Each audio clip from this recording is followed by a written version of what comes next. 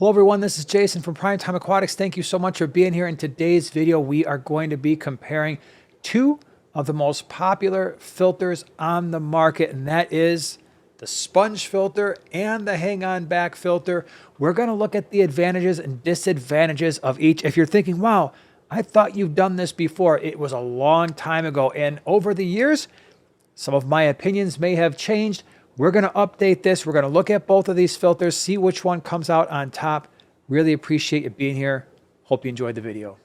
All right, so when we're comparing these two filters, and I'm going to show you lots of filtration in the actual tanks today, we're going to be looking at a number of things. We're going to be looking at what is the cost, how easy are they to maintain, what do they look like in your aquarium, how noisy are they in your fish room, in your aquarium, in a bedroom, in a living room.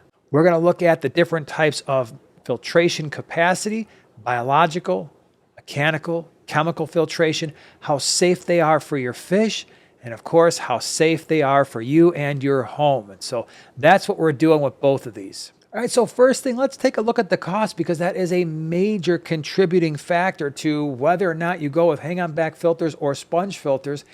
And you're going to be surprised because at least early on, the cost difference isn't that much. So let's take a look at the sponge filter. We've got this. This happens to be a ATI Hydro 1. If you want more information on these sponge filters, check out that video in the upper right-hand corner. I did a full review on these not that long ago. But let's say you had a 20-gallon aquarium. It's a very common aquarium size. And you wanted to put an ATI Hydro 2 in that aquarium along with an air pump and some air line. Well, what is that going to cost you to do? So those ATI Hydro 2s, they're going to run you somewhere around $10 to $13. Let's go a little bit on the higher end. I think that's a little bit more realistic. So let's go about $13. The airline is probably going to cost you about $5. You're probably going to want to put a check valve in there that's going to prevent water from backflowing into your pump. That's only going to be a couple dollars. And the pump itself might be around $20 or so. And I'm just pulling these prices off your typical Amazon price list. All in all, you're going to be into this thing somewhere around $40 to $45 for that single tank. Now, if you were looking at something like maybe a Seachem Tidal 35, which is a great filter, we've done reviews on Seachem Tidal filters before. I'll put that in the upper right-hand corner as well as in the description below. But that filter right now is going to run somewhere around $50. So as you can see, price-wise for a single tank, there really isn't that much of a difference. I think where the major difference comes in is when you start running multiple aquariums. And so if you start to get to a point where you've got 8, 9, 10 aquariums and they're all in the same room, this is where you could save a lot of money. And so let's just take our example again. Let's say we have 20-gallon aquariums, but now instead of having one, we've got 10 of them. Well, we already know that the sponge filter itself is going to cost about $13. The airline, let's say that's going to be somewhere in the neighborhood of, I don't know, maybe $30 or so. We're going to have to also have a larger pump. Now, that larger pump to pump air through 10 aquariums, probably going to cost you around $100. And of course, you're going to have the check valves, and you're going to need air valves as well. Now, it's going to take a little bit of time to make an air system for this, but it's really, really easy. All in all, you're going to be into this thing somewhere around, let's say, $350 or so. Now, if we still use that same example of the Seachem Tidal 35, we've got to have 10 of those on our aquarium.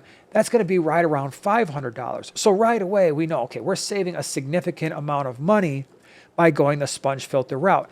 I haven't even addressed the main reason why we do it in our fish room, and that is the cost of energy. And you're going to save a lot of money every month on your electric bill when you have just one air pump to run for those 10 aquariums, as opposed to 10 separate hang-on back filters.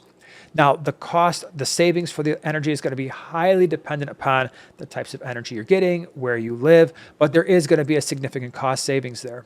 All right, the next thing to consider, and this is huge, what is the filter going to look like in your aquarium? Now, these sponge filters that you see here, they're very efficient, as we've already seen. They can save you a lot of money, but one of the major downsides is the sponge filter visibility. And so if you're someone who likes your aquariums to look really clean, you don't want to see a lot of equipment in your aquarium, maybe you're an aquascaper or you aspire to be one at some point, The sponge filters are an eyesore. There's just no way around that. And I say that as somebody who's got them in every tank in our fish room. They don't look appealing. The nice thing with a hang-on back filter, the only thing you see in the aquarium, and a lot of times it's not even that visible, is the intake tube.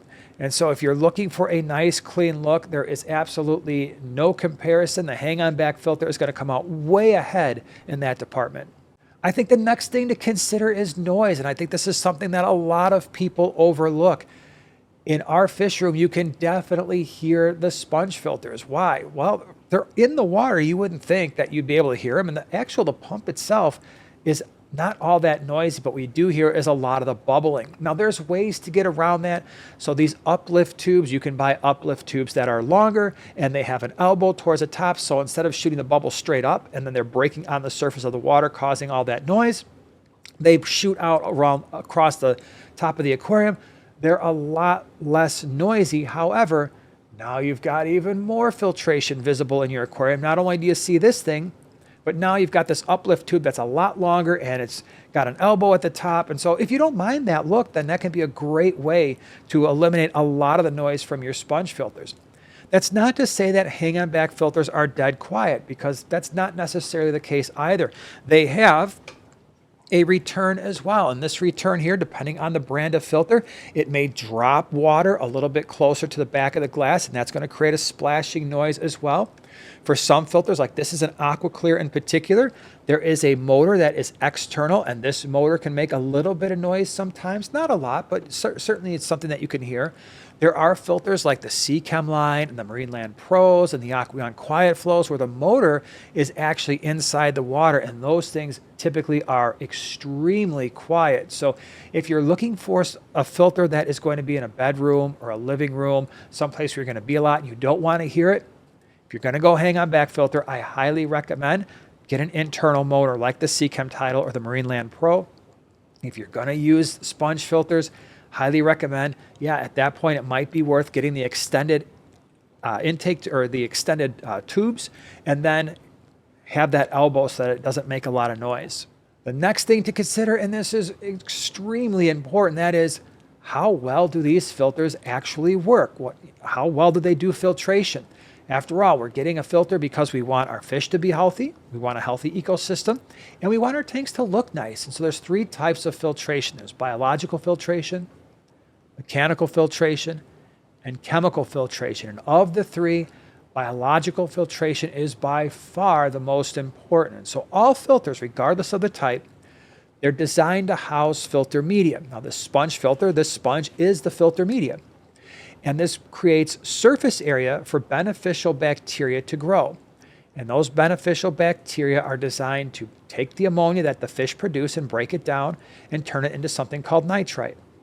There are other types of microbes that take that nitrite, break it down into something called nitrate, and then we have plants, or we do water changes to remove the nitrate. So we got to have surface area. Now, when it comes to biological filtration, and if you've watched this channel for a long time, you know that I have said we almost always have way more filtration in our aquariums than is necessary to accomplish biological filtration, because what we're doing is we just need surface area and we need a sufficient amount of oxygen to allow the bacteria to do their job. We have a lot of quarantine tanks in our fish room where we have a lot of fish, and people are surprised. We might just have one sponge filter that's this size with a lot of fish in that tank and no water quality issues. And the reason for that is the surface area and just about any filter you're going to buy is going to be more than sufficient for the biological filtration. So if you're buying a filter that's rated for your tank, you're covered. So that's not really going to be the issue when it comes to the filtration between a sponge filter and a hang-on back. Where I think the biggest difference is in the second type of filtration and the third, but the second one being the more important, and that is mechanical filtration, the ability of your filter to remove particulate matter from the water column to make your tanks look nice, to make them look clear. Now, sponge filters, there's lots of different pore sizes. Highly recommend if you're going to get a sponge filter, fine pore sponge filters are going to trap a lot more detritus and make your tanks look a lot nicer. Now, for us, this is what we have. We use these ATI branded sponge filters in our tanks because they have this fine pour. They trap a lot of stuff. You still have to maintain them. We'll talk more about that in a few minutes, but they do a pretty good job. But as well as they do, it isn't even close. The hang-on back filter is going to do a far superior job. They just move a lot more water. These intake tubes sucks in a lot more water. And then if you do this right in the inside, like this little AquaClear here, it's got this little basket. Now, I don't have anything in here, but usually this basket is filled with sponge and filter floss. And that sponge and filter floss does a far, far superior job to trapping mechanical filtration, trapping detritus, which is mechanical filtration from the water column. And so when you look at our fish room, anytime there is an aquarium with a hang-on back filter, really the only reason why it's there is that the sponge filters do, well, they do a bad job in that particular aquarium of mechanical filtration. And I don't want to look at a dirty tank. And so the hang-on back filters are there to really suck out all of that detritus that's floating around in the water. The third type of filtration is chemical filtration, and that our examples would be things like Purigen or activated carbon. And of course, when it comes to sponge filters, the vast majority of them have no ability to have a chemical filtration component. Now, I actually think this is the least important of the three types of filtration. In fact, I really don't use it in any of my aquariums. So I don't use the activated carbon. I don't use Purigen. But if you're someone who wants that, or you have a situation where maybe you've got a medication in your aquarium and you want to get that removed, well, if you want to add that chemical filtration, the way to do that, at least between these two filter types, is, of course, using a hang-on back filter because you've got space in this compartment. You could still leave your sponges in there. You can still leave your filter floss, and then you can add a filter bag full of Purigen or activated carbon. Really easy to do with the hang-on back filter. Usually not a possibility with sponge filters. They do make some sponge filters that have that capability, but it's pretty rare. So let's talk a little bit about maintenance. Which one is going to be easier for you to maintain? Now, I know the popular wisdom on the internet is, okay, this is a very simple thing, and it's just so easy to maintain, and it's going to last forever.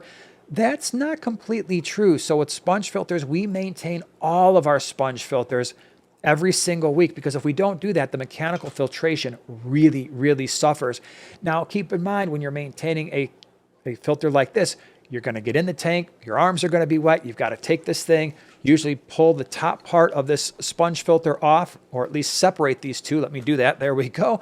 And this comes out. We rinse these in the sink. I'll put the video in the upper right-hand corner that shows you how we clean sponge filters. Rinse them real quick, put this thing back on. Usually your air line is still attached. Boom, you're done, ready to go. It is simple. Don't get me wrong. This is a pretty simple thing to maintain.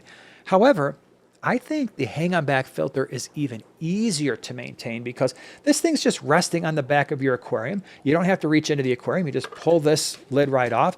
Almost all filters have some type of filtration basket, a media basket. You pull this out, rinse your media, back in it goes. Start it up, plug it in, boom, you're done. So again, both of them are pretty easy.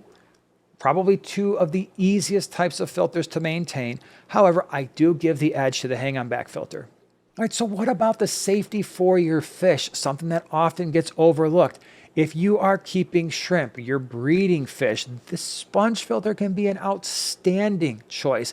And again, that's one of the reasons why we use sponge filters in so many of our aquariums, because these things are shrimp safe, they're fry safe, they're not going to get sucked up. And because we have so much surface area that's accessible, well, now the fry and the shrimp, they can actually feed on some of the microorganisms and small critters that associate with the media. Now, the hang-on back filter, it can be shrimp and fry safe, but this intake has to be covered. And so I highly recommend get an intake sponge that will cover these holes right here, because if you don't, your shrimp could get sucked up, and very small fish, especially if your fish are breeding, they could get sucked up as well without that intake filter. But if you have that intake sponge on your intake, it's pretty much they're both going to be safe. Finally, what about safety for you and your home? This is an area where I think the hang-on back filter is going to lose a little bit. And the reason for that is, if you've got an air line coming out and going to your air pump, and you have a check valve that prevents water from being able to back siphon into your pump, which we you all should have, or have your pump above the filter so that there's no way that water is going to work their way against gravity. These things are not going to put water on your floor ever, unless you pull it out of the tank and accidentally drip some water on the floor. This is a completely safe filter. So if you've got a fish tank on hardwood floors and maybe your significant other's like, better not ruin our floors or get our carpet wet, this is a much better option. Now, the hang-on back filters, for the most part, are fairly safe, but out of all the filtration types, this one could rank up there in terms of being able to put water on your floor. This can happen, and the way it can happen sometimes is if you have clogged media in the media chamber right here, the water sometimes can start to rise and come out the backside of the actual filter. Now, again, this is a relatively uncommon thing, and a great way to ensure that doesn't happen is to maintain this filter. But there are times, it is very rare, where you could have filter floss that gets really gunked up and it starts to rise up within this filter basket, gets close to the top, and now, the water is coming out the front. And there's a bypass over here as well, but it could potentially come out the back, especially if this is not level. And so if this thing is leaning back a little bit like this, because there's a leveler right here and you don't have that completely level, it can come out the back. But if it's tilted towards the front, that's probably not going to happen. Really, it should be completely level. Again, it is a relatively minor concern of mine, but have I had hang-on back filters put water on the floor? Yes. Has it happened with every single brand I've ever used? Also, yes. So it doesn't matter for me if I've used an AquaClear, a Seachem, a Marineland Pro. They have all put water on the floor at one point or another. Now in our fish room, it's not a big deal because we have tile and the floor is sloped in our fish room because it's in a basement, goes right to the drain. We've been able to deal with it, but I would not be nearly as happy if that happened in a living room or on carpet or on a hardwood floor. All right, so let's break this down when it all comes down to our choices. What would I do? Well, a lot of people are surprised because we use so many sponge filters when they hear me say, I actually don't really like these. If I have a choice, I would not use this. Unfortunately, I don't have a realistic choice. We have a fish room that has 35 aquariums up and running. I cannot run 35 separate filters in all those tanks. I simply just don't have the power. And even if I did, I wouldn't want to pay that power bill. So these are a necessity. It's not because I necessarily prefer them. In fact, I don't. But for me, if I'm starting to get to a point where I've got 8 or 10 aquariums and they're all in the same room, then it makes all the sense in the world to set up an air system, use sponge filters, save a ton of money, and not have to worry about that really, really high electric bill. But if I've got less than maybe 8 or 10 aquariums, especially if I've got aquariums that are going to have a lot of cichlids or high bio load, I would absolutely, out of these two, opt for the hang-on back filters every single time. One, like I mentioned, the look. I don't like looking at these. I'm not sure many people do enjoy looking at them. I don't. I don't like the way they look. I use them because I have to. And so I prefer the look. I prefer the ease of maintenance of the hang-on back filter. I definitely prefer how quiet they are, especially for the Seachem titles, the Marineland Pros, the Aquion quiet flows with the motor inside the tank. That would be my choice. But if you got more aquariums, or you're going to be doing a lot of breeding, or you just want to save some money because you're starting to get a lot of aquariums in the same area, the sponge filter can be an outstanding choice. And once again, if you want more information on this ATI branded sponge filter, check out that video in the upper right-hand corner. If you want to learn more about the Seachem title line, check out the video in the lower right-hand corner. Would love to hear from you in the comments section below. What is your favorite out of the two? Really appreciate you being here. We'll see you in the next one.